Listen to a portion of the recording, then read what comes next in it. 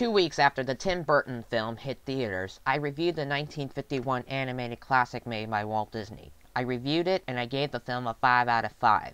It is one of my all-time favorite movies and I loved it to this very day. But that was the only adaptation that I had watched in my lifetime. Now that I've seen this new one, here are my thoughts. To begin with, I'm going to talk about the plot. The plot of the film actually turns out to be more of a sequel to the second book. It has Alice returning into Wonderland and finding out that she is the chosen one by the creatures of Wonderland, like the White Rabbit, the Cheshire Cat, the Dormouse, the Dodo, Tweedledum, and Tweedledee, that she needs to slay the Jabberwocky. And she also needs to stop the Red Queen. So, that basically is it. My thoughts about this film. The first thing I want to talk about is director Tim Burton. Him directing a film that is based on the 2 books written by Lewis Carroll was a rather strange idea, because Tim Burton is always known best for making dark atmospheres in his movies. He done it with Batman, Beetlejuice, Edward Scissorhands, Sleepy Hollow, and so much more. So having him directing a film that has very lighthearted tones, hardly any darkness to it, was rather odd. But he did a rather good job on this film. The casting I had some mixed opinions on. When I first heard that Johnny Depp was going to be in the film playing the Mad Hatter, I was very, very confused, because I did not think that he would make a good Mad Hatter. Because usually he doesn't make any funny remarks. He doesn't have that craziness that the Mad Hatter had. But after seeing it, he did a rather good job on it. Helena Bonham Carter plays the Red Queen, and they made CG technology to increase the size of her head, and I rather would say it was rather good. Anne Hathaway played the White Queen, and she's kind of, her character is kind of more like nice, but yet creepy at the same time. And there are so many other casts that I like to talk about, but I simply don't have time. Other characters I have are the Knave of Hearts.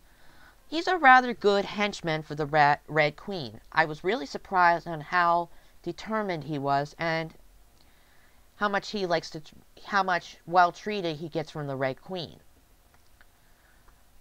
The White Rabbit, voiced by Michael Sheen, was rather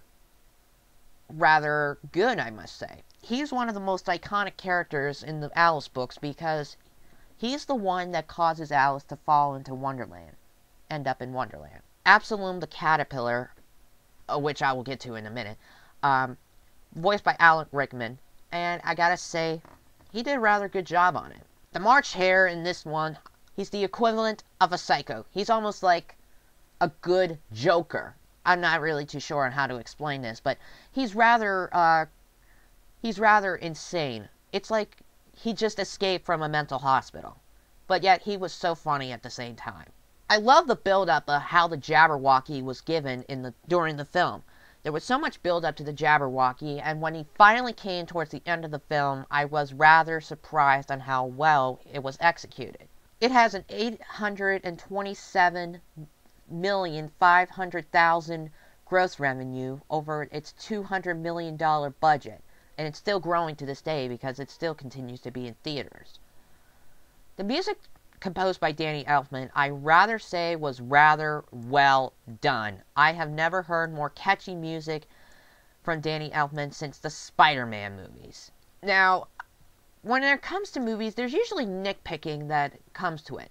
And I'm not usually the one to nitpick about things, but alright, here's my little pet peeve I like to point out. The title of the movie is called Alice in Wonderland. But why the hell did the characters call the world Underland? Well, there is an explanation that was given towards the end of the film, but I'd rather not spoil it. The movie had 4 producers, and each of them has done rather well producing the atmosphere. The visuals of Wonderland was rather well done. I have never seen a more beautiful looking movie in any of the films that I have seen since the 1951 animated classic. So the movie does a really great job on making the characters and the environments look realistic. While it maybe look beautiful looking, there's certainly some dark elements into it, like so many of the other Tim Burton's films. Also, the film is called Alice in Wonderland, and I'm not usually the one that nitpicks about titles, but I really don't know why they decided to do this. To call it Alice in Wonderland when they were making it look like a sequel or an extension to the second book from the second book of Lewis Carroll's. Okay, now for the role of Alice, she is played by Maya Wasikowska, and she is portrayed as a 19-year-old young lady who doesn't quite fit into the Victorian society and structure. The first portion of the movie, it kind of reminded me of the beginning of Return to Oz, the long-forgotten sequel to The Wizard of Oz. And it's certainly one of the scariest looking movies out there. I haven't seen it, but I've heard a lot of reviews. I saw the Nostalgia Critic placed it in his top 11 underrated nostalgia classics, and James Rolfe did a review on it through Cinemassacre. I was rather surprised about this young actress performing Alice, because I was almost expecting someone quite young to play the role of Alice.